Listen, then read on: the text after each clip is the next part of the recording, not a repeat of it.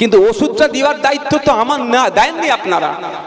যদি আপনারা আমাদেরকে এই রোগের ওষুধ দেওয়ার দায়িত্ব দিতেন, তাহলে উড়িষ্যায় একটাও বাঙালি শ্রমিকদের দিকে তাকাবার সাহস থাকতো না উড়িষ্যার মানুষের।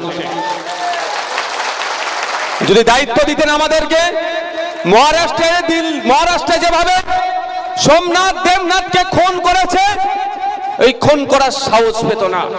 হরিয়ানাতে যেভাবে সাবির মল্লিককে খুন করেছে, খুন করার সাহস পেত না। আপনার রাজস্থানে যেভাবে আফরাজুলকে খুন করেছে, খুন করার সাহস পেত না। আমি দায়িত্ব নিয়ে বলছি, যদি এই ওষুধ দেওয়ার দায়িত্বটা আমাদের দিতেন।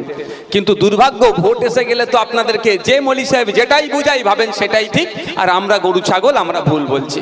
হ্যাঁ, গরু ছাগল এই জন্যই বলছি আমি ভাই। আরে কি বলবো আপনাদের, বলে দিচ্ছে বিজেপিকে আটকাতে হবে, তৃণমূলকে ভোট দাও। ভালো কথা দিলে, বিজেপির বাপের ক্ষমতা ছিল নি আব্দুল করিমের বাড়িতে জগন্নাথ মন্দিরের প্রসাদ পাঠানোর, দিচ্ছে তো সাইজ করে মমতা ব্যানার্জি। আপনাদের কেমন লাগছে? খাও, কেমন লাগছে? ভোটের সময় মলি সাহেব তুমি গুতাগুতি করছে মসজিদের সাইডে, যে কোন স্টেজ থেকে ভোট ভাগাভাগি করা যাবে না, বিজেপি চলে আসবে। বিজেপি চলে আসলে কি করবে বলো, কি করবে?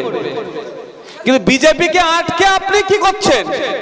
যাকে আটকাবার দায়িত্ব দিচ্ছেন সে দুয়ারে রেশনের মাধ্যমে আপনার বাড়ি মুসলিম সম্প্রদায়ের যেটা ধর্মীয় ভাবে বারণ আছে প্রসাদ গ্রহণ করা, সেটাও আপনাকে খাওয়াতে বাধ্য হচ্ছে।